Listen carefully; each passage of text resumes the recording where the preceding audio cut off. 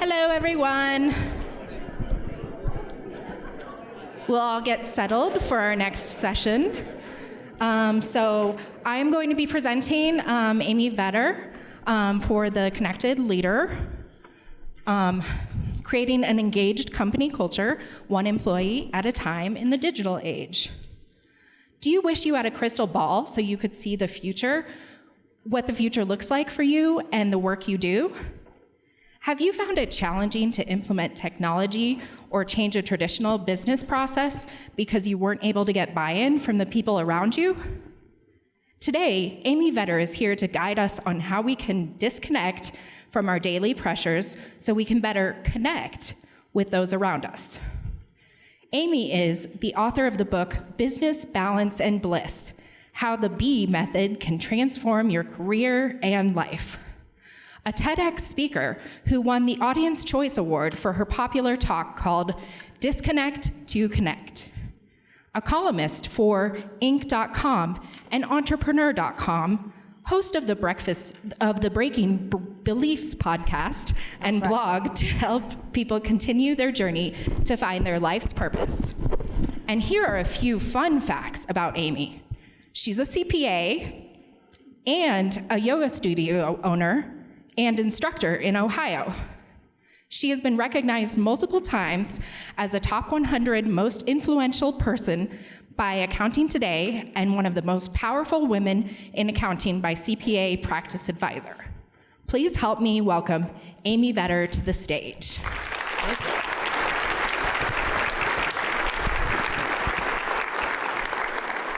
Well, thanks for having me. And this topic is something that I've developed over a long period of time. I've done a lot of implementations over my time with consulting with technology companies. I've worked in the accounting technology software space.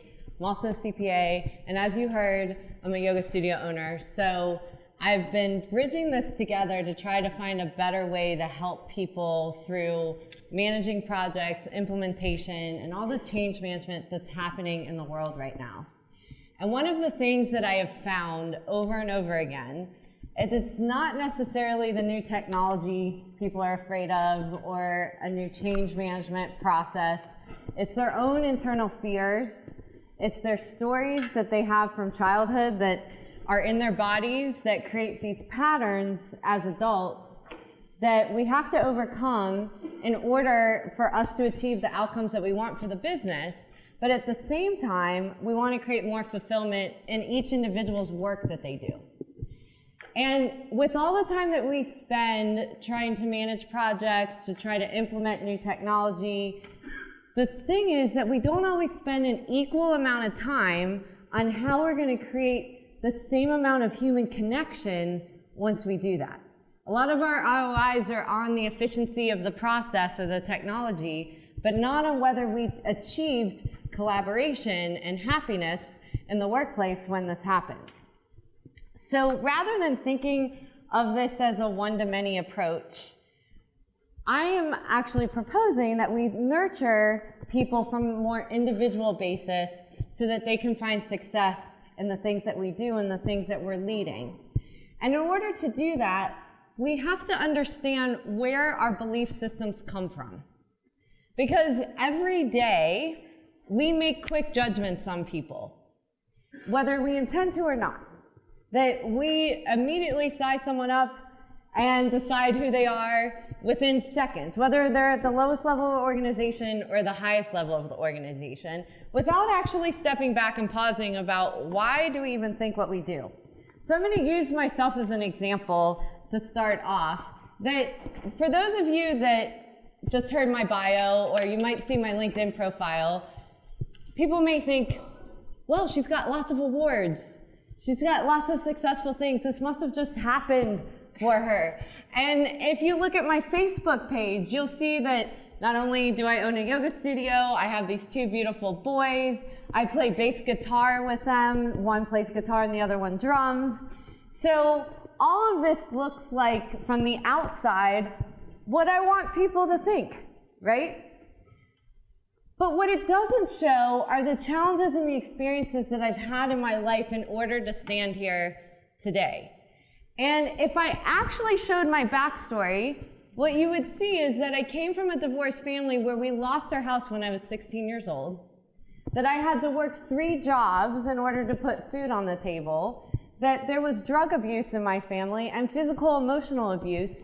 In order to get to where I was today, I had to overcome those things in my life. And the reason that I tell you this is because we all show up the way we want people to see us. But each of us are carrying these stories around in the workplace each day. So when we're trying to push through change, we don't actually know what we're trying to push past. That is someone's breaking point, that is someone's fears that they have internally that we need to nurture along the way. And that is what I call being a connected leader. That we personally are caring about the people that we impact. And for a lot of things that we do in this world, they're matrix organizations, right? Like, some people are just not under our direct control, that we may not be able to tell them, you have to do this. So we have to find another way to make them want to do it.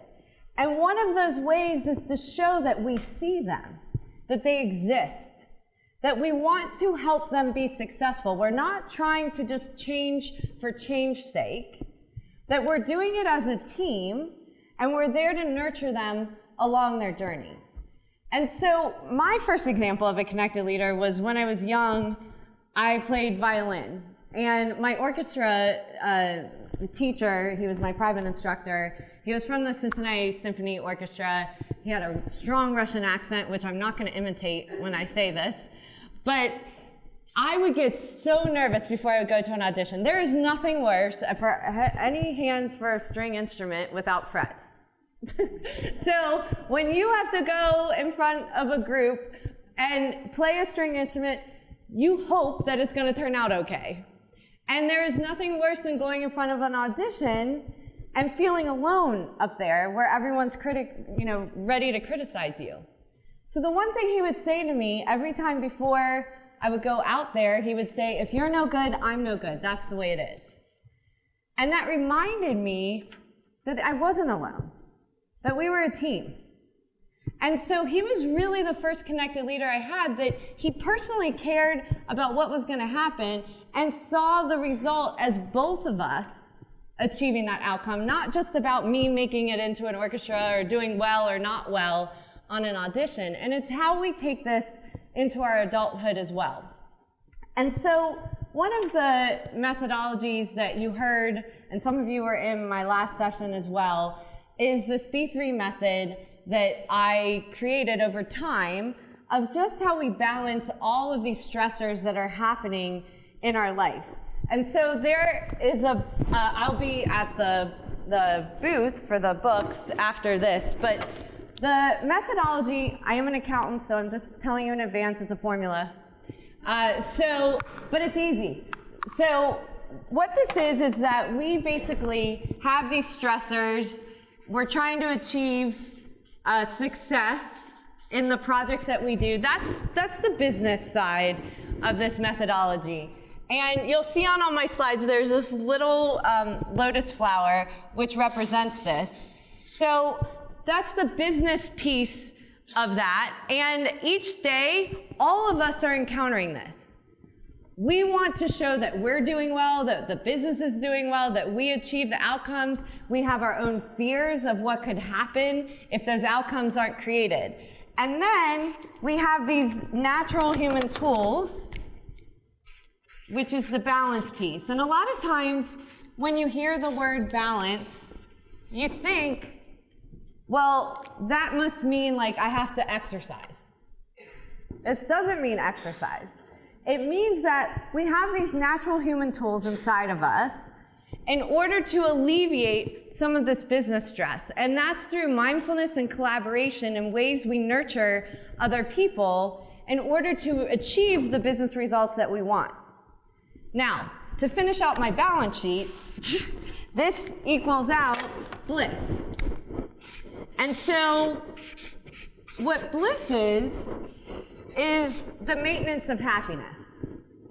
Now, a lot of times when we hear the word happiness, we think of that this means that it happens to us, or when we laugh.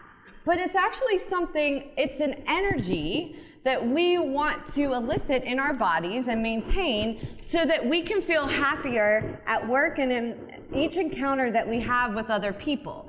So it's the maintenance, which is this infinity symbol on the model, that how we maintain that happiness is up to us. So rather than thinking about this workday and the work that we do and all the people that we interact with as something that happens to us or letting life happen to us, what do we do to maintain that feeling of happiness within ourselves, but also within the people that we work with and that we encounter?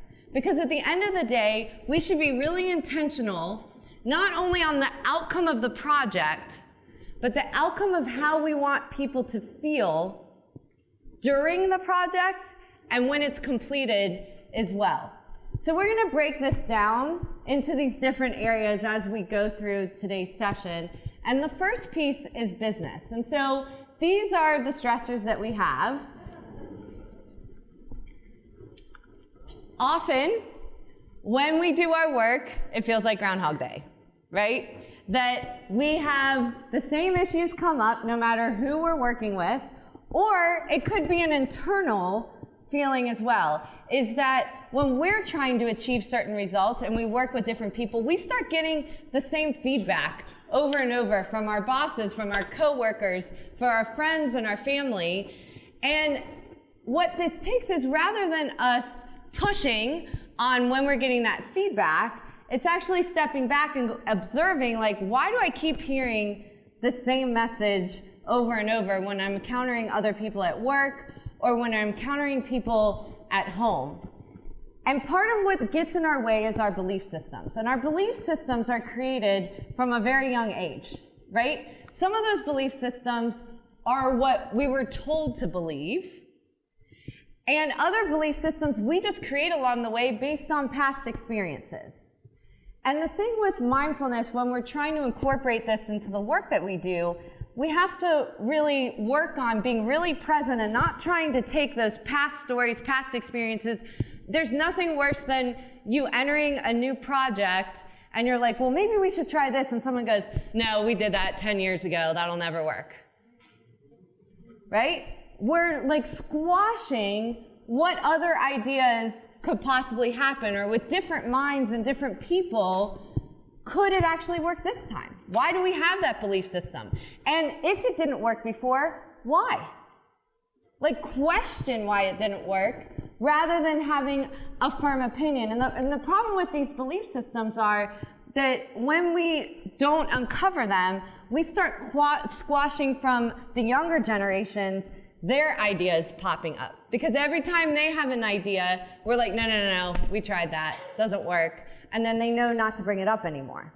So if we want to create innovation and we want to create opportunity, we have to step back from our belief systems and try to question why we have that. And for me, one of those belief systems that I had to let go of was playing it safe. So when I was telling you that story in the beginning, when my mom lost her business when I was 16 years old, and it kind of spiraled everything else. And part of why she lost her business was because of the savings and loan crisis. For any of you that were around, she had maid services that were serving the construction industry and was being paid on construction loans. So when that happened, she went upside down cash-wise because she had all of these construction cleanup jobs that were going on, and then they didn't get paid. And so with her available cash, she had to choose, do I pay my employees or do I pay my payroll taxes? So which one do you think she chose? Employees, right? So we had the IRS after our family for many, many years after that. Now, as I told you, I played violin. So I spent so much time doing art and playing music and practicing, and that was kind of the direction I was going until this happened. And I remembered my grandfather had been a CPA. And all the stories I heard about my grandfather was that he was an immigrant and he changed everyone's life becoming a CPA, and it was a very safe career. guess what? I was going to play it safe because I was never going to make the mistakes my mom made. That's a belief system that I didn't even know went inside of my body. Which, when that happened, that meant every time I approached something, I was being very careful. But life doesn't actually work out that way sometimes. And so I went through my career, I became a partner in a CPA firm, and then I had my first child, and he was a preemie, and there was all these issues, and life just shifted. At the time, I was working for a company in South Florida, and I had asked them if I could take flex time because and things have changed a lot since that time, but I had asked them if I could take flex time because he was having so many issues, and they told me I could work from 8 to 5 there and then 6 to 10 at home. That was the flex time. So that wasn't gonna work. So all of a sudden, I didn't have the safe place anymore, and I decided to open up my own accounting service, which I had not run a business before. And I didn't want to do tax or audit, and audit had been my background because I was afraid of the liability of it. So instead, I started serving small business owners and the needs that they had in implementing technology in their business processes and all the things that they needed to happen. Well, I got my first phone call from a prospect, and I thought I was just going to send bookkeepers. That's what they would want. And I got my first phone call, and he said to me, no, I don't want bookkeeping. I just want you to come out and tell me what I'm doing wrong, and so that I can fix it. And I was like, okay. Well, I didn't actually know the software that well by this point. So this was like a QuickBooks software, QuickBooks Desktop, a long time ago. So I went out there, and he's asking me all these questions, and I'm like, I don't know. And so I just kind of paused and took his questions in, and then I realized I'll just get back to him on this. So I told him, I'll get back to you by tomorrow at 5 o'clock. Let me research this. And he was fine with that. And I realized I could take risks with things I wasn't really good at yet, as long as I was being responsive. And I also opened myself up to different ways of doing business by listening to what the customers wanted versus what I thought my business was going to be. Because what I could have done is rejected him. But instead, it opened up a whole different service line that I never expected. And a lot of times when we're running projects, we have our thought on how this is going to go and the way that it should look, and it has to follow this way, until we start meeting with people individually and understanding, if I shift or take in their feedback, could I create something better than I even thought was possible? And so how we break through this is getting past that fear and uncertainty. So what happens with all change is that immediately fear sets in. And uncertainty of what my future may be. Will I be good enough? Will I have a job if this change goes in? And so what I have to do is manage that fear first as a connected leader, because if I don't manage that fear, what happens is the heels go in, they get belligerent, not want to do it, they start talking bad about the project to everybody else and gossiping. So you have to start managing what is happening outside of what you're trying to accomplish in order to make sure that you can push past that fear people are going to initially have. And when you let people know that you care about them, that you personally care, that you want to understand what their concerns are so that you can work it into their project, then it's a totally different experience because they feel heard and they feel seen. Because a lot of times what happens is we don't even know what's going on internally. I remember a long time ago, I was standing on a stage, and all of a sudden, it was in front of a bunch of accountants. It was a time in my career I was newer at speaking. And I remember I was looking at the crowd, and I was thinking about, oh my God, what if they knew all these things that had happened in my life? Would they really respect me? Would they think that I deserved to be up there? Even though I knew I deserved to be there. But it was happening internally in my head.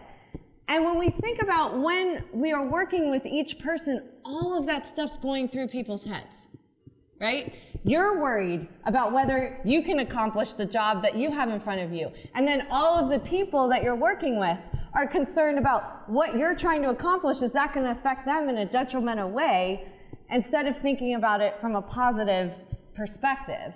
So really, what happens is if we don't step back and we think, no, I don't have this issue, then your struggle hasn't become real enough yet, or our awareness hasn't become real enough yet of how we're impacting other people. And so it's up to us to figure out, how are we creating an experience for others that maybe we don't even intend to make? And how can we change that by understanding why they do what they do and why we do what we do and bring it together? But if we don't do the work ourselves first, we can't understand other people's experiences going down that journey. So the first thing we need to do is really define our why.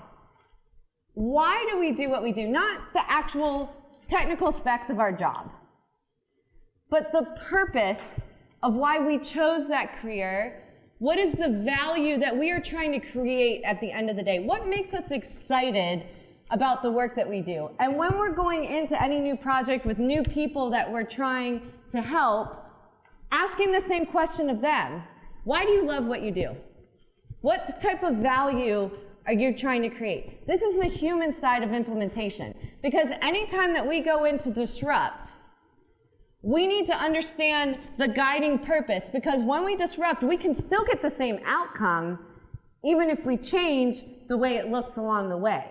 So if someone feels like I'm still going to be able to, so for me, if I'm helping a business be able to implement new technology, at the end of the day, the value they're trying to create, let's say it's a yoga studio, is that all those people walking the door find the health and wellness that they need there. That's their overwhelming why. So if I can still accomplish that and keep that as a guiding principle, then the rest of it isn't as scary as they go through the process. So when we think about disruption, we need to realize that we are completely making something irrelevant, the way we did it before, that it's never just one thing. So when you think about the iPhone, why it was a disruptive product was, it wasn't just the phone. It took over the camera industry, it took over the music industry, it changed how things were designed without buttons, and how people thought about communicating. So you can look at one thing and say, that was a phone, but it actually impacted so many other things than just that one thing. So when we're going in to disrupt, we need to understand what's the end game that we're trying to create. And it was a different way of interacting as humans once that phone came to be. So a lot of times innovation and disruption get put in the same thing, but innovation is really doing the same thing better. Disruption is, I'm going to make my job extinct, and I'm going to become something else. And along that journey, I'm going to make sure that the people have the tools, the education to be ready for what's to come and be excited about it. Because if they're not a part of the journey, and instead we do a one-to-many approach and we push at it, then they're digging their heels in. If they feel like they can get input and they can create the value that they want to create, then it becomes successful. So I'll use some examples with technology, because I think it's important that we look at technology in a different way, because a lot of times technology is looked at so badly, right? Because it has taken over our lives. But when we think about putting it into place, how do we think about it differently by creating more human connection when we put it into place, not just thinking how it's a detractor? But if we don't actually put parameters around the technology that we're putting in place, then it does become more stressful. So for instance, if I put it, so I heard Microsoft Teams was talked about today, Slack, anybody use those tools? Okay, so if I put those into the organization and I don't define why I use Slack or Microsoft Teams, what happens is, I get an email, I get a text, I get a Microsoft Teams message, all from the same person. Because no one knows which one you're checking, and that parameter hasn't been put in place, right? We put the technology in, but we didn't think about the human aspect of it. So if I'm going to put the technology in, what is the connection I want to create? And I want to create less stress. So I need to define Slack is used for this. Email is used for this. If you really want to reach me, you text me, but it has to be an emergency. Hair on fire. Where it's really clear with that communication so that people don't feel like, oh my God, I have to check all these things all the time. I'm so stressed out by my job, right? So one of the things, this is my yoga studio, and I use this as an example of putting technology in place in a totally non-traditional environment of putting technology in place. And let me tell you, when I started doing this, my yoga teachers who don't touch technology were like, oh my gosh, like, what are you doing to us? And it happened little by little over time. But the important piece of it is I travel all the time, so there is no way, if I don't put technology in place, I can monitor the things that are going on. Now, what's happened is some results of human experience that I could have never expected by putting it in place. So I did force Slack into place, and guess what? I probably get 80% less emails because of Slack. And now, like, when I first put Slack into place, my teachers were like, no, I don't want to use this. And I'm like, give me 30 days. We're going to try it for 30 days, not do email. If you hate it after 30 days, we go back. Once they started seeing the benefits of that collaboration and not getting a million emails, they're monitoring. Anytime someone sends an email and doesn't go in Slack, they will respond back, put it in Slack. I don't even have to do it. Now, one of the cool things that happened was we started putting, so I noticed as a yoga studio owner, there's all these challenges in fitness places, and I wanted to make it a longer term thing because people come for the challenge and then they go, you know? So even though it's yoga, people are competitive, so we have something called the 100 Ohm Club, where people earn ohms through the year. Well, because of the technology that we have in place, we have a cloud-based POS software, we have Slack, we have Google Docs that we use as well. We celebrate people when they hit these milestones. The front desk is able to communicate and let people know how to be ready for that person that's going to have their celebration coming in the door. No one gets missed. And every customer is getting the experience that we want them to have and feel special. So we could have looked at it as, I just want technology in place because I travel, or we're looking at it as, how do we create a better experience, not only for our customers, but for our staff so that they're not getting a million emails all the time as well to take care of our customers. Another crazy thing that happened was Google Translate. So these are like, you know, everyday things that happen in our lives, and then it creates a different experience. So another thing that I do at my studio is we have teacher training, so where people become yoga teachers. Well, because of Google Translate, I now have students in my yoga teaching training class that are Japanese, that cannot speak English, and are using Google Translate to get through the course, so they're not only using it for English, but Sanskrit. And it has opened a whole new customer base that I didn't even think was possible. But I didn't realize that in the Japanese culture, like, they have been rotating here for, like, in Cincinnati, we have P&G and General Electric. They come here with their husbands, and if they get their yoga certification here, it's very lucrative in Japan. So these are opportunities that would have never happened had I not put the technology in place and been open to someone coming in the door saying they don't speak that language and going, what can we do to help them? Right? So this is another example, and are any of you dealing with bot technology? So chat bots, voice bots. This is another area that we have to be real. So 95% of customer interactions will be powered by AI bots by 2025. And I'm just going to show you a little example of how it's impacting.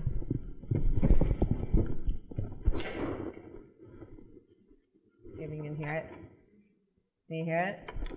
No. Shoot. She must not have the volume up on that. Okay.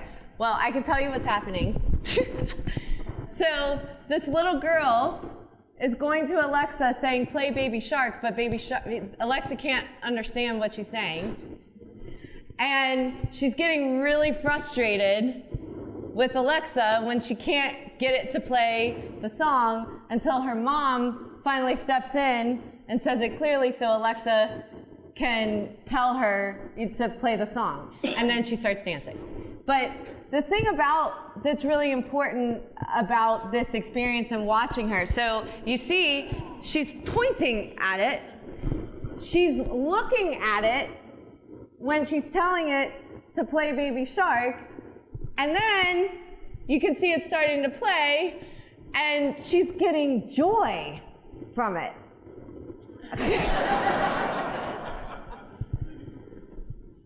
Really important thing here to understand about bot technology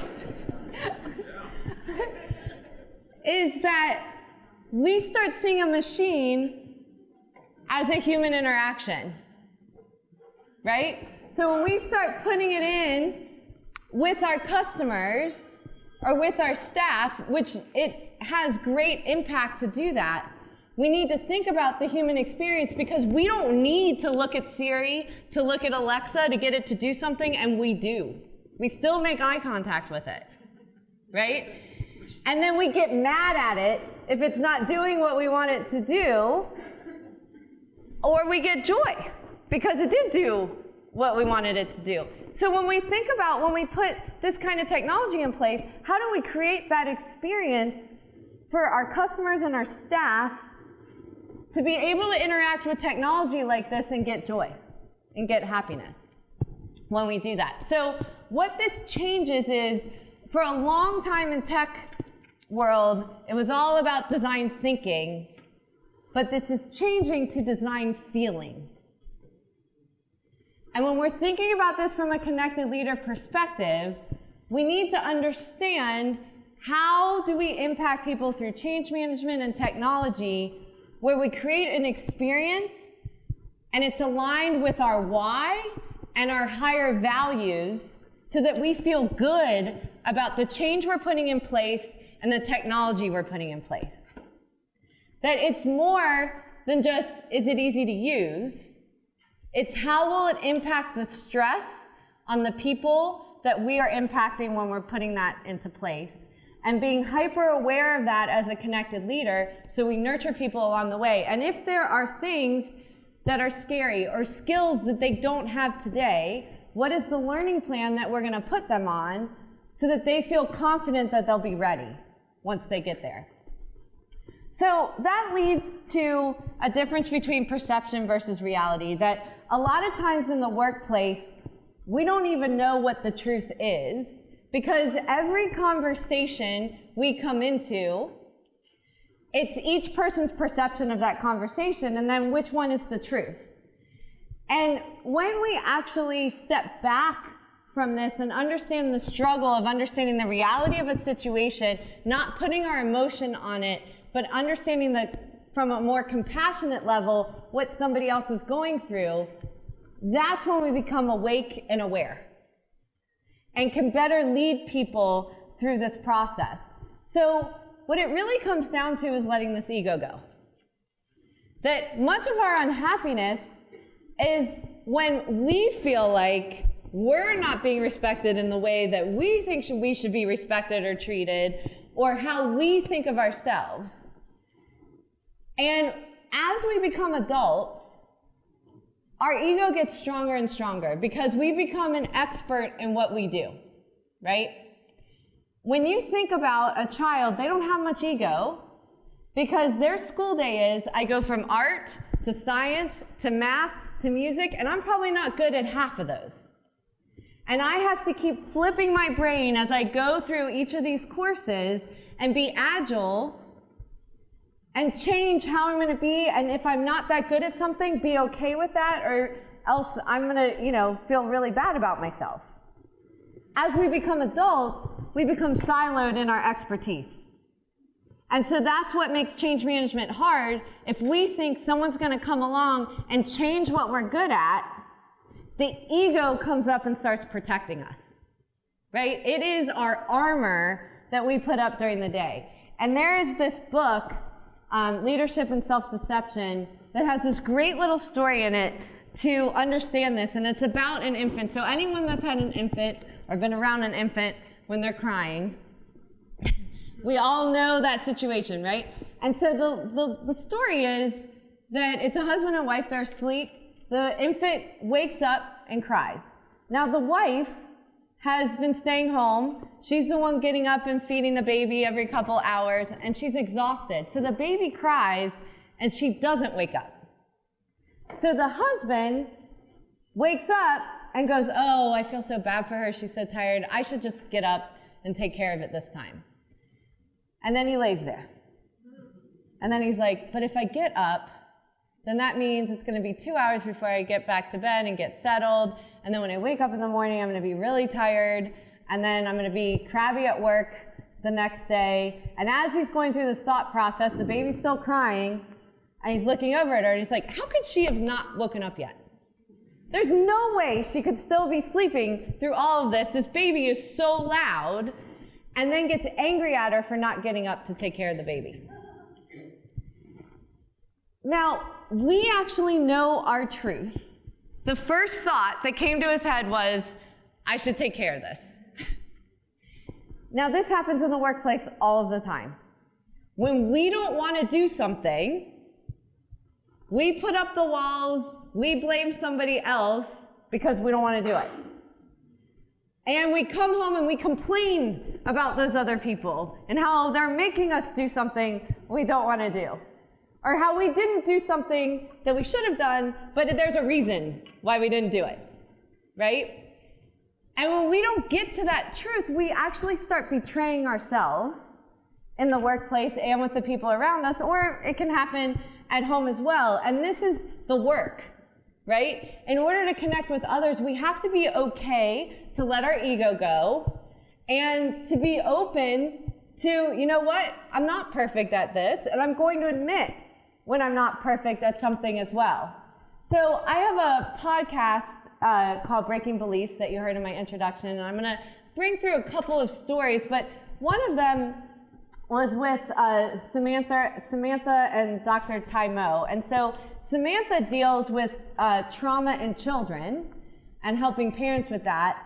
And Dr. Mo, he is a chiropractor that deals with trauma in bodies. It was a really, really interesting conversation, but one of the things that they talked about was taking 100% responsibility, which is really hard. So when I go in and I'm complaining about something, or you hear someone else complaining about something, what can we say to them of like, well, what was your responsibility in that? What was my responsibility in that? I will take 100% responsibility in what could I have done different to have changed that outcome. And that exercise alone is a way to break through the ego. Right? So if something is, it's better to catch something when we feel like something's going off the rails than to wait too long.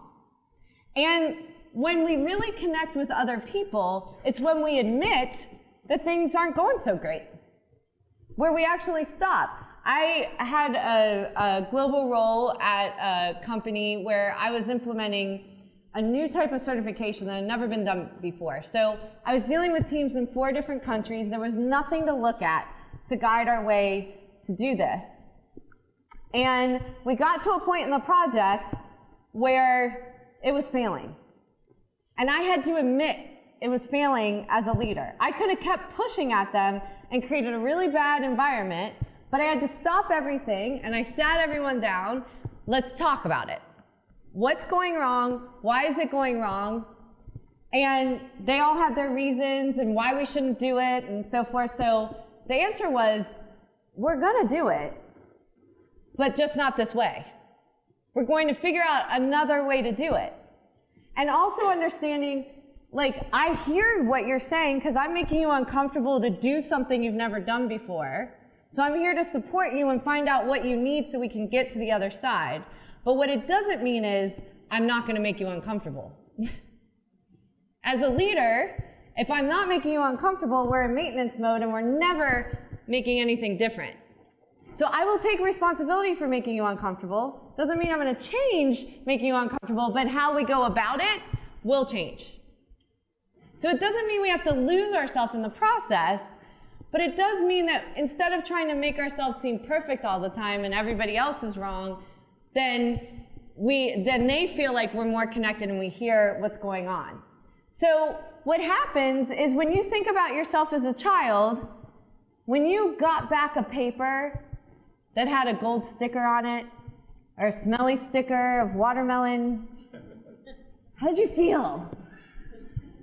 Those things are so important that along the way, that we're letting people know that we did a thing today. We might not be at the end, but how do we make that in ourselves? Because as leaders, a lot of times there's no one to tell us good job.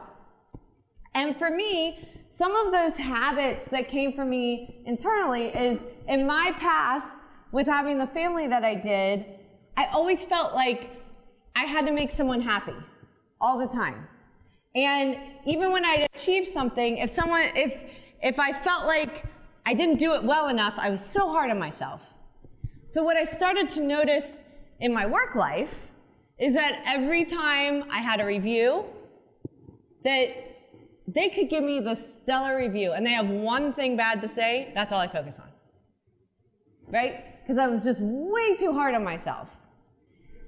And I would keep achieving what I was achieving, but then I wasn't happy. And I couldn't figure out why I wasn't happy. And I was sitting with one of my friends at work, and she's like, well, what accomplishment would make you happy? Like, when would that point be? And I sat there and I'm like, I don't know. Like, I never thought about it, of what would make me happy. And so it's important that we underlie those beliefs or habits in our life to understand what is creating that in our bodies of we're creating this unhappiness at work. It might not be someone else's fault. We're just blaming them because we're repeating a pattern. And so the way habits are is it's a tendency or way that it's a behavior that we see repeated over and over again. And it could be in yourself, it could be in your coworkers, it can be in your teams. But we've got to identify it. And so to identify it, the first thing we have to do is recognize that the behavior is even happening. So, I like to eat dessert. And that's not a good thing to eat every single night.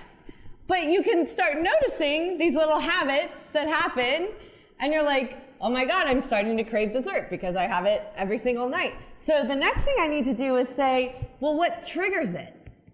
Why am I doing that? Well, it kind of relaxes me. It makes me feel happy. So that's the one thing that makes me feel happy is when I eat dessert at night. So what would I need to do different is from a stimulus perspective in order to make that stop. And this is just an easy example to make it easy, but these are things that happen to us at work. So is it the time of day that's creating it? Is it the people around us? Is it the emotions that I'm bringing to something that I shouldn't bring in? So going back to the example of that review, so what's triggering me is someone giving me feedback that I'm not even taking in the good stuff, that I am putting emotion to it. And so what was the action that preceded it that would have created that for me so that I could change it? And going through that process is really important. So what I'd like you to do is take out your phones, even though I told you about technology, not stressing out, but we're going to use this survey app. And so if you go to my website, it's amyvetter.com/join session, and you will see a session for Connected Leader. So if you were in my session prior to this, you are not in the practicing mindfulness session. You want to go into the other session for Connected Leader. And what this will allow us to do is I'm going to ask you a question, and you will be able to respond right through the survey tool. So it's amyvetter.com/join session and pick Connected Leader. So once you're there, I want you to think, when I was telling these stories, what is one habit for you that shows up at work? Make sure the Wi-Fi is working. Is it? Maybe we got too many people hitting it. Are you on it? Well, there we go. Okay. Anyone want to be brave and volunteer? And we've got a microphone.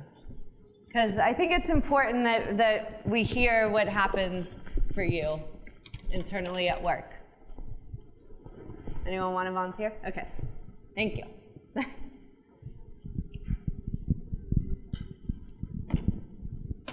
Good morning. My name is Heather. And what do you do, Heather? I am an IT PMO lead at Antero Resources. Okay. And what shows up for you? What's a habit that shows up for you at work? Good one or bad one? Both.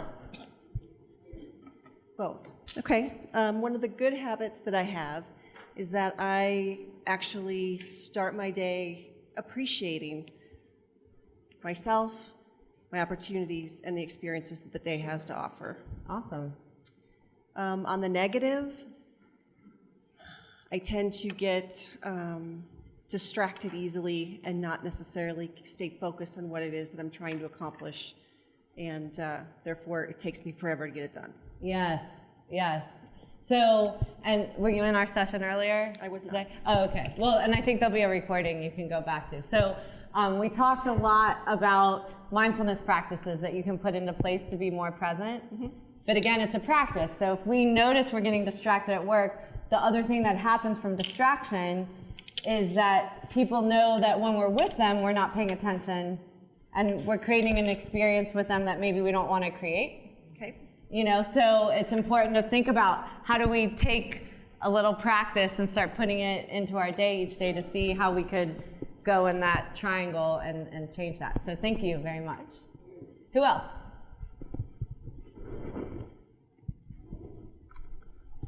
We have like 500 people in here. Someone has to be brave.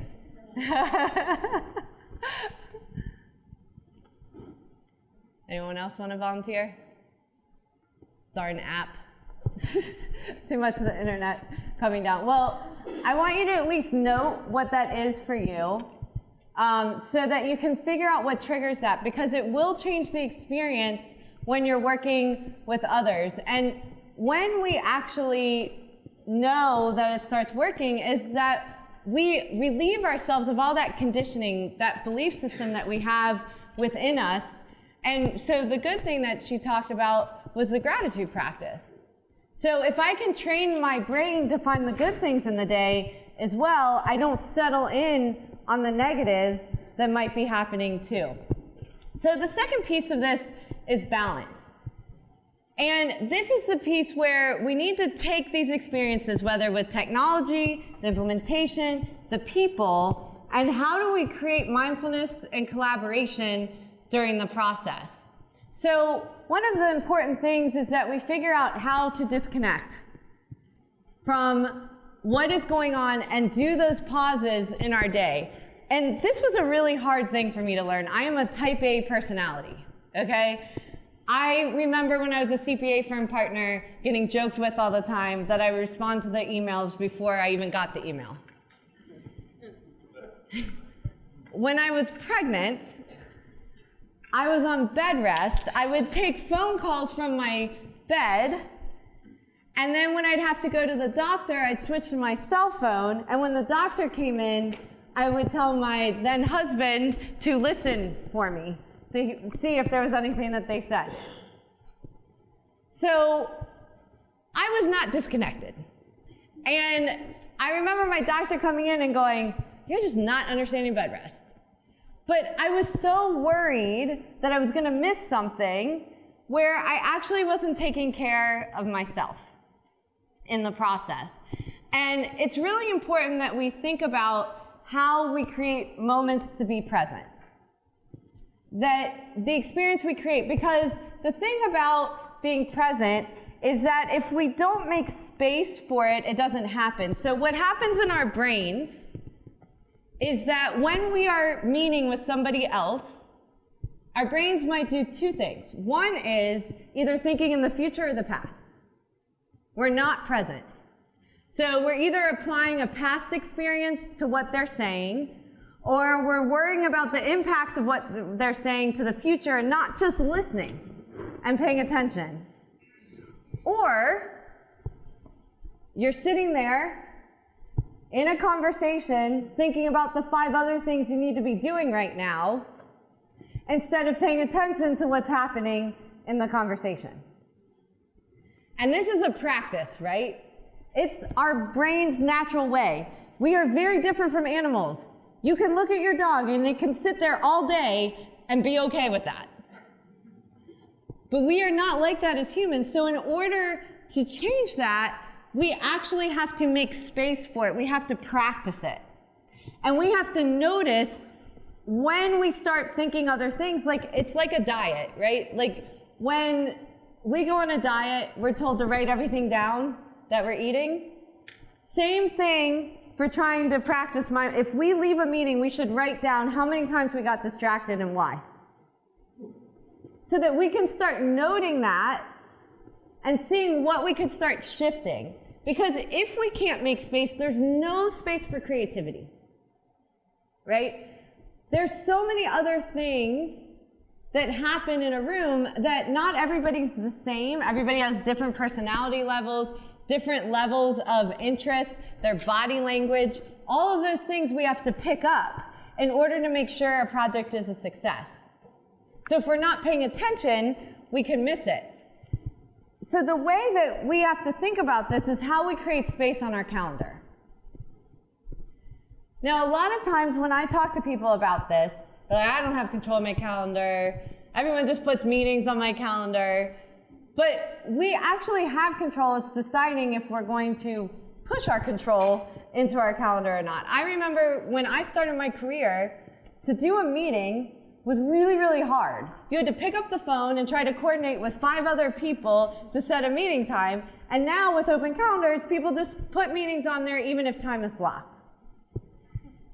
Now, if you are a supervisor or above, the research is that on average you work 47 hours or more, but you only have 6.5 hours in the week for your own work. Because of all the meetings and distractions and people interrupting you. So if we allow that to happen, we start working overtime, we start stealing from ourselves, we start stealing from space for creativity. Like in our jobs, we need time to think, not just do. Right? If we're trying to do anything in our work, we need time to kind of get up higher level and go, is there another way we could do this? Is there another way we could work this? If we don't create space on our calendar, there's no way to do that. So we have to be vigilant on our calendar. And not be mean about it, but actually tell people, I've got something, and you don't have to explain what you have. It's your calendar. So what you need to do is think about, how do I tell them I can't meet during that time? Here are 3 other times we can do it, and not feel guilty for taking that time for yourself. Because when we steal from ourselves, we steal from the people around us and the energy that we're creating with those people. So one of the things that we can do, when I was talking about how different it is from being a child to an adult, when we're a child, we have all this room for creativity, but when we're an adult, we stop. And so we stop learning to learn, learning how we learn. So if we're trying to disrupt and we're trying to create change management, then we have to give ourselves space to remember how to learn again. So this could be team challenges you do with your team, of people picking different activities you do each month, or a report out in your meetings of the different hobbies people do and learning about things that they do. I remember when I started teaching yoga, I didn't tell anyone that I taught yoga because I was a CPA, and I thought all the CPAs were going to look down on me for being a yoga teacher. And one day I was teaching a class, and one of my clients walked into the class, and they were like, "You're the teacher?" And I was like, "Yeah." And none of the people that took my class knew I was a CPA. So they're starting to talk to me about like stuff going on in their business, and then all the people are like, "Wait, you're a CPA?" And I was like, "Yeah." And they're like, "Well, my brother's a CPA, my husband's a CPA." Like, it started this whole conversation, and I started realizing we were connecting more because they knew another side of me. And a lot of times we keep ourselves guarded at work or when we're meeting with other people because we want to have this certain impression. It goes back to what I was saying before, of this outward impression, but we actually bond better when we learn about people's hobbies and interests. It's what makes them tick. And when we have these hobbies and interests, we start learning to learn, and we get back to that beginner's mind the way a child is open to learning. And the important part of this is we remember how to learn ourselves, but we also remember as a leader how other people need to learn. That we don't always give them the answer. Because a lot of times it's easier for us to give the answer, right? It's quicker. And we're like, oh, they probably won't, it'll take them too long and so forth. But they can never get there if we don't allow them the space of learning and us learning how they learn. Because number one, they might get to the same answer in a different way, which is awesome. And then we learn from it. But number two, they might get the wrong answer, but we'll understand their thought process so we can properly coach them as a leader to get them to the right process next time so I'm not having to micromanage and worry about every step that they're taking. So when we think about learning something new, a lot of times, and the point of my podcast is really breaking down these leaders that are looked at as, from one perspective. Jeff Thompson is the CEO and president of the International Management Accountants Association. And we talked about his journey, and one of the things he talked about was that he's really, really shy. And he knew he had to get past being shy. So what he did was, when he went to college, he majored in education along with accounting. Because the first thing he made himself do was go teach middle schoolers. If you are a shy person, there is no one harder to have as your audience than middle schoolers. And he pushed himself out of his comfort zone so that one day he could achieve what he's achieved now. And it's being really honest with yourself of what those gaps are and not creating a learning journey like you've always created before. So our learning journey is typically around regulatory, compliance, all of those things that we need to do to keep up our jobs.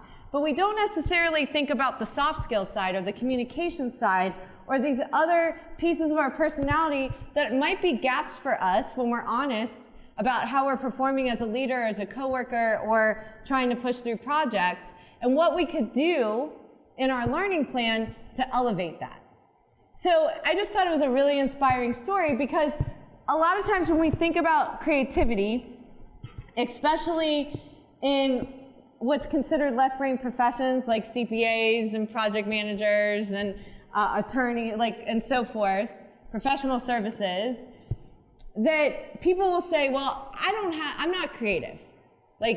I'm not a right brain person. And the thing is, we actually need both sides of our brain to do critical thinking, to do executive functions, that we have to tap in to that artistic side to be innovative, to be disruptive, and so forth. And so when we think about art a little bit different, and we apply it to our jobs, it's creating something that was never there before, right? It doesn't have to be painting. It doesn't mean we have to sing.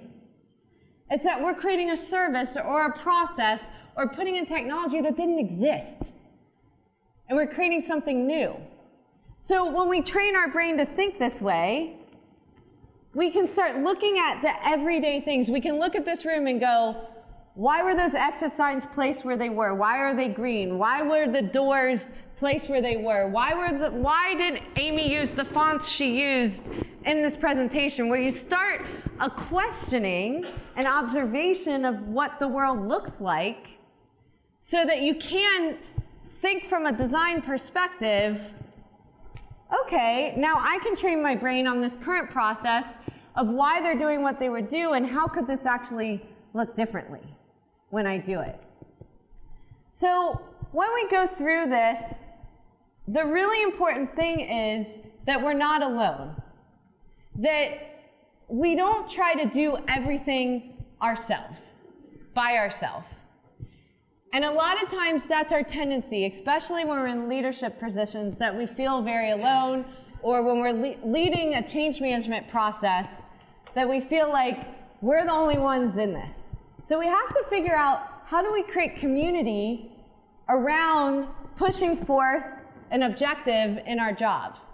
So the first thing is really being vulnerable to the process, right? Understanding that we don't have to be the only one to do something, that we need to allow everyone to be seen, and that their ideas should come up with us.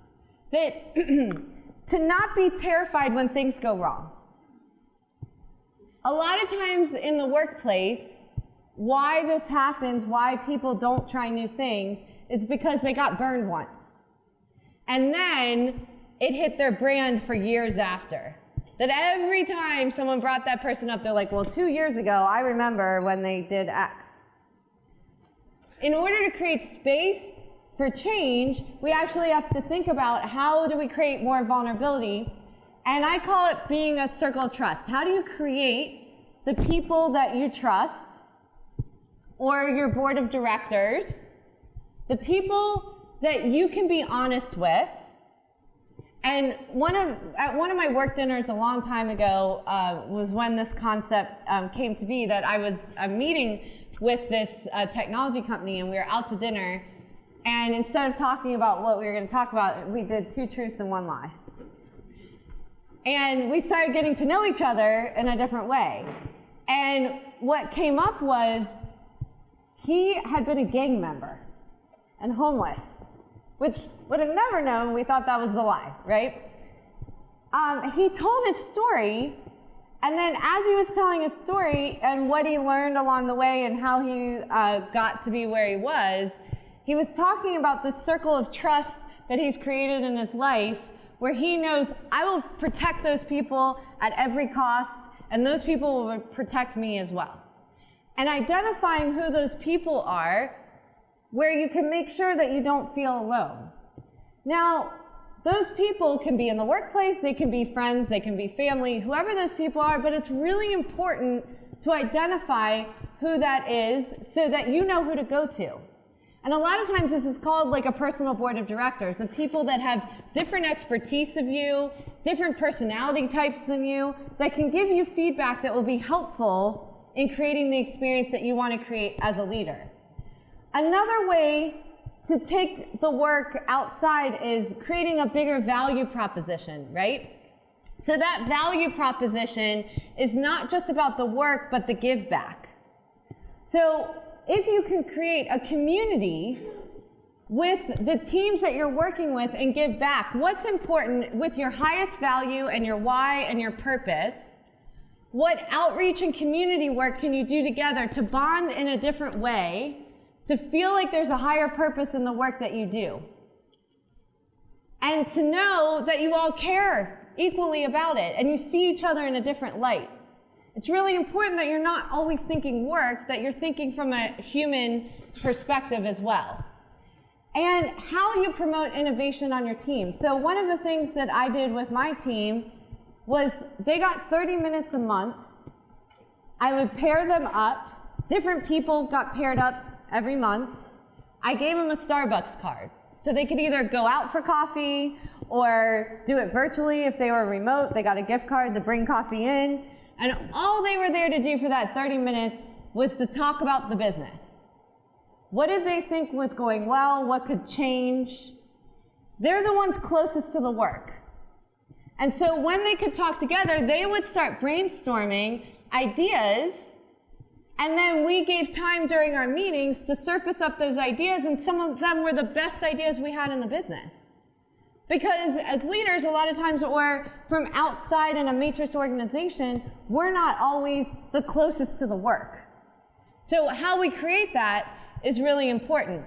So the way I think through innovation planning is structured, and I think about it a little bit differently as a brainstorming exercise, but also as time allocated to different tasks that we put in there. So from the B3 Blaster side, these are all goals that we have in your project or in your implementation that are mission critical. That if they fail, that the whole project fails, or it will take it back, way back. So failure is not an option in these goals, and it's something that you must win. Okay? They're game changers. That should be 50% of the time spent on those goals.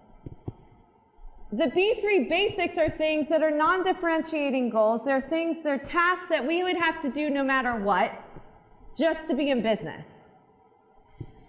Too many times we spend more time on that than the things that are must-win initiatives. So how do we allocate the time and say, in that area, those things in the project, we can do good enough? As type A people, a lot of times we keep trying to iterate to the point of perfection of things that it just doesn't matter to be perfect. That we get to a point where it's like, it could be good enough, and we achieve the result that we want to achieve. So what are those tasks, and go through those to make sure that we're not spending more time on those than the B3 blasters. Then there's the B3 brainstorming. And this is the piece that is so important, that every single year we are dedicating 20% of our time on research and development. So what are some things that we see that are coming in the future, or that we're hearing that are trends, that we could throw out if we don't do well at it, but it's research. And it's just one project or two projects in your team, but it's to make sure that you stay ahead, that you aren't falling behind, because if one of those tests out to be a really good option, that moves into the B3 blasters next year. It becomes a must-win initiative, because it's going to change the experience that people have with your team or the work that you're trying to do. And then the last piece is the banish piece. What are you going to stop doing? What does not fit in these buckets? So the thing with disruption and innovation is too many times we add the mission critical pieces on top of everything else we do. And then people get even more stressed out. So then it's a brainstorming exercise to go through all of those tasks and say, what are we going to stop doing here? What doesn't matter? Like, why are we stressing ourselves out over these things? And it's a really interesting exercise to find out what other people think doesn't matter as well. And then once we come up with those goals, it's really important that all the team's KPIs, matrixed or not, align with that value and purpose and innovation that you want to create. And the important piece of this is so that they feel like they're part of the process, right? So if they don't feel like they're part of the process, then what's going to happen is, then they're not going to do it. And if they don't feel like they get a direct benefit from helping out and feeling a part of the team, they're not going to do it. And then what kind of growth pathway and skills and education are you going to provide to make sure they are successful at those KPIs as you go through the process? So this is a team approach. It's not a push-down approach. It's understanding the guiding principle of what you're trying to accomplish, but getting everyone's feedback and then making people accountable to the outcomes as well. So this last piece of it is bliss. And so as we're going through this process, how do we create greater human connection? And one of the things that happens from a mindfulness perspective is that as people become leaders and grow more and more in their career, what happens is that we don't listen as much. That people don't give us feedback as much because they're afraid to give us feedback. They're afraid of what that's going to create in their own lives if they're actually honest. And in order for us to continue to grow in our careers, we also have to be open to listening. So making sure it's an even way of listening as much as you speak, and people that are lower than you speaking as much as they listen. And how do we even out the score?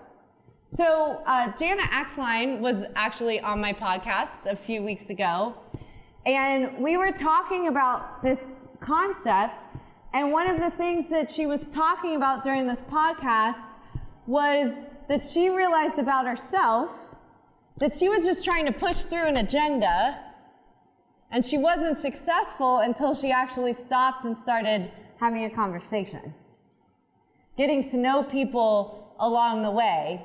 And sometimes we can feel like that's a waste of time, but we actually have to remind ourselves and build it into the agenda when we're meeting with other people and understanding what their goals are, so that as we're implementing a process, we're incorporating that and they see that they were heard and it got implemented in as well. Now, as we go through this process of helping others and being more connected to them, we also get in the place of giving feedback. And we need to be really careful in how we talk to people, right? That we're nice and compassionate in the feedback that we give. And we want to make sure that that feedback is not waiting till the end of the year and then we throw something on them and surprise people. That we actually are giving people the time to correct and self-correct along the way, and that's how they know they're nurtured. So understanding how to give that feedback, if we don't have a relationship with someone, they're going to think that feedback is critical and mean, rather than if they know we actually personally care. And as we're building out our teams, it's important to understand that we need people that are different than us, with different skill sets than us, that everyone doesn't have to be me. Because a lot of times in our hiring or who we bond with, they're like, oh, they're just like me. We totally get each other. But the fact is, we need all these different skill sets in order to achieve. Like, if I'm putting a personal board together, I need to make sure there's an introvert giving me advice, because I need to know how I'm impacting them in a meeting, because I'm extroverted, obviously. So if I am making them feel in a way that I don't want to make them feel, I need to understand that. So if I'm only talking to other extroverts, I'm not going to get that feedback. The other thing is that there's all these personality tests that go on in corporations. And sometimes we get labeled with these personalities as if we can't adjust depending on our situations, right? And so I remember in one of my roles, I had this right-hand guy that, I mean, if I didn't have him, I couldn't have done my job well. And we go and take this personality test, and he's exactly opposite of me on the personality test. And he came up to me after, and he was like, oh my God, like, is that a bad thing? Like, and I'm like, no, that means I hired really well. That means that I don't want to know how to do the work that you do. I'm not good at it, and I don't have to be good at that. I just need to know what people I need to put in place to make sure that we're delivering the experience that we need, because I will never do the things that you do. So it's good to understand what we're not good at and be honest with it, so that we find the right people to plug into place. So one of the things that we can do, and Dr. Bernardo told this story that was so impactful to me. So what his job is, he's a prenatal therapist. So before women have babies that are in traumatic situations, he's actually helping the mothers so that the baby doesn't get born in a traumatic way, and they still feel nurtured and cared for. But he was talking about his journey, and he started talking about his father. And to me, this is a life lesson in how to be a leader and a human. But he was talking, so his father had a near-death experience, and when he came back from that near-death experience, he came back Buddhist. And prior to that was Italian Catholic, you know, very different type person. And he sat him down when he was like 13 years old. And he said to him, tell me about you. So we make all these assumptions about people and look at their outside. So he was a football player and he had all of these activities, and so that's how he defined himself. So he came out and said, well, I play football. And so his dad said to him, well, how does that feel when you play football? He's like, well, I love the exhilaration of it. I'm curious about which plays work and so forth. And he kept drilling down into the question until he realized being curious was who he was. And that started being his guiding value in every career decision he made. And so it's important for us to think about what are those guiding values in what we do and in the people that we're interacting with, so that we understand what's important to them when we're designing our career and when we're designing other people's careers as well. And part of doing that is how we stay focused. So utilizing these natural tools that we have internally through meditation, through mindfulness, through mantras. So meditation is the internal awareness. Mindfulness is our external awareness of how people are feeling. And mantras are just little intentional sayings that will shift our energy that we can put on our computer or however we want to show up that day.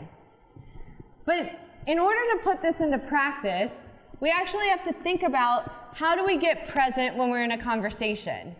And part of that is active listening. And it becomes really, really important in our jobs. So what I'd like you to do right now is turn to the person next to you, and we're going to do a very quick exercise on this together. So find a partner. If you don't have a partner, raise your hand and we'll find someone else in the other room.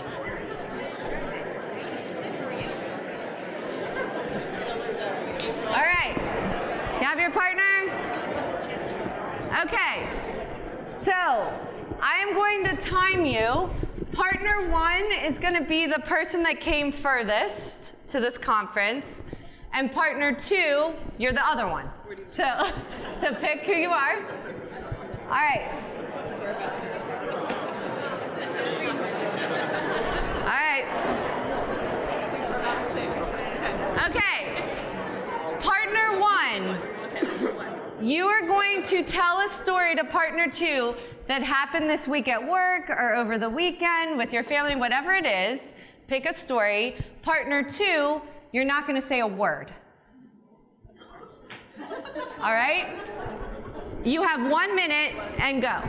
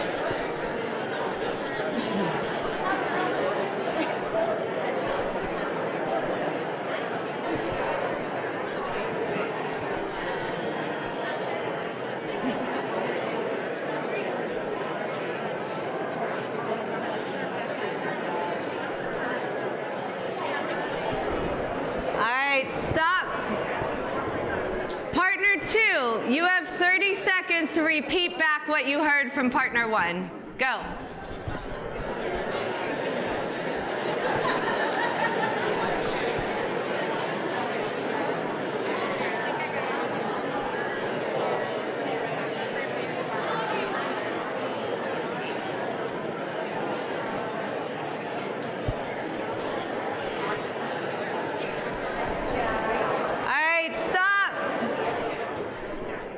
Two, you now tell a story to partner one and go.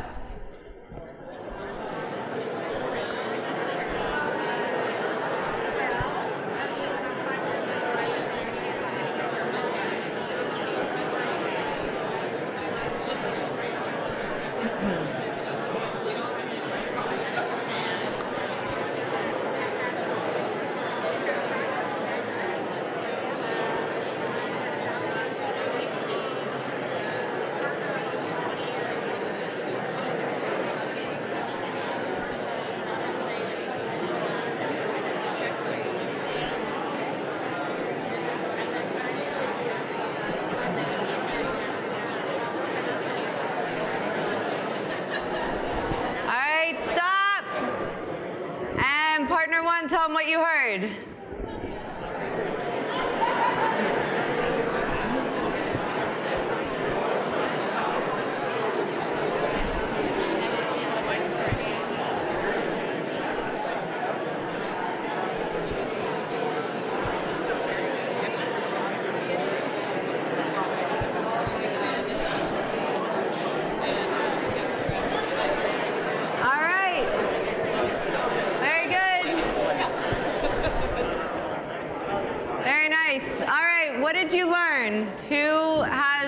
observations from this? Any observations? It's hard not to talk. It's hard not to ask a question. It's hard not to ask a question. So if you were doing this longer, you could ask open-ended questions. But there's another piece of what's hard to talk. What else did you experience? What did you struggle with as far as not talking? That was the worst part. Why was it the worst part for you? While she was telling me her story, I want to know more and ask other questions related. Yes. Yeah. Yeah. It's very hard to block out your desire to respond. Exactly. So he said it's hard to block out your innate desire to respond. So 2 things here is if you're doing it longer, you do want to practice open-ended questions. But part of why I had you not ask a question is because you need to allow someone to get everything out before you start pivoting them in a different direction. So if I start asking questions too soon, I start taking them in a whole different direction. And then when I start telling them my story, I start taking over the conversation. Right? So if we're going to be really present with people and try to be mindful of what their experience is and how do we create a different experience and hear what their needs are. So when I was talking about body language and everything else, when you're not talking, you have to notice the body language. You have to notice the way they're saying something and all those other things that might pick up other messages for you and how you would design your project. So when we change into this connected leader, this is called radical candor, but it's not meaning that you don't ever give your feedback. It's that people know when you give feedback, you heard them, they exist, and you personally care. And that changes the outcome of how someone moves through a project or an exercise when they know that you personally care and they were heard. One of the things Jeremy Jones had talked about was he did a 360-degree feedback, which most people do, but he did it live. He brought everyone in a room and allowed them to give him his feedback. Now, one of the important things that he said in this is like, well, just because they said it didn't mean that I actually agreed with it, but what happens as a leader is sometimes people don't understand the environmental issues of why you made the decision you did, and you don't know why they're holding on to it. You didn't even know they were holding on to it. So what that gave him the opportunity to do was tell them, well, this is why that happened. How can we do it different next time? But not necessarily that we're not going to do that, right? So it's just a really interesting way to do it. But as we're trying to nurture people, allow people to shadow you, hear the different conversations, so that they can understand the skill sets that they're going to need in order to get to their next level or be successful in the work that they're doing, which means that we have to delegate. Right? We have to be okay that someone might not do it just like us. That we're going to trust that they've got their way to do it and we're there to nurture them so that they can get to their next level and don't fail when they do. So if we don't do this, what we do is set people up for failure. They get promoted to the next level and they fail because they didn't know what was expected of them when they got there. And then what's really important about all this is that we know who is our successor. That if we don't know who's going to eventually take over our role or be the next leader, we can't set them up for success, and we can never get to where we want to go. And if we don't do that, there's no space for creativity, and there's no respect for that next person. It always has to be you. And then you can't get the space to innovate, to do the things that you need to do for yourself personally, so you create the energy that you want to create in the organization. And really, really important is the power of thank you. That we have gratitude in our lives for the things that we can pick out in our day, but also remembering to thank the people around us. And the people on these teams, even if we have to write it down to remind us on our calendar, to at least send a thank you to somebody once a week. Those things go far, and people remember it. So when I talked about before that what will make you happy, I kind of went on my own journey this year of this because it took a long time for me to figure out that question for myself. And I knew that it was a real struggle in my career because I worked and worked and worked to get to where I was. And I went to University of Cincinnati, and when I went to college, I went to orientation. I remember walking up the hill to the stadium where the orientation was gonna be, and I looked over the stadium and I took this big breath. I'm like, I'm finally here, I'm gonna control my life, I'm gonna change things. Like, I had this moment.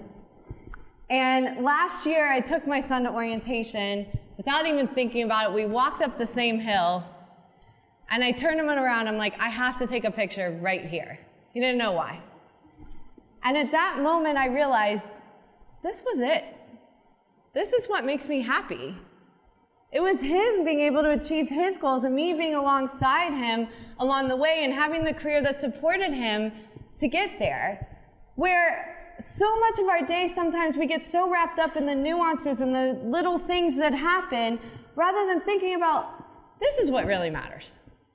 So can we let that stuff go so that we can create a better energy with the people that we're around and how we push forward a project? And do a gratitude practice.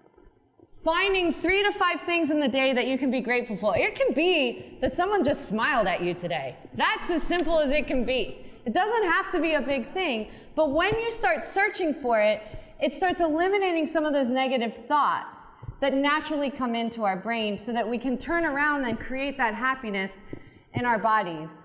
So we don't have the conference thing to do, but it is important to understand what you're grateful for and putting together, when you pop into this methodology, when you design your goals, where do they fit within the business, the balance, the bliss, and creating happiness and human connection in the workplace, not just the output, so that we get there. And this was a poem a friend of mine did, and I took it for this because I think it's exactly what we encounter every day. And it says, a question marks the spot where wisdom grows, stretching up and out, around and through the decaying matter of what we thought we knew. Verbs reside in what we long to do, in stillness and song and soaring breakthrough, and united together, think what we can do. And that is what a connected leader does. So I want to thank you all, and if you have any questions or want to connect with me, I'll be at the book signing booth, and you can also connect with me outside of here too. But thank you very much.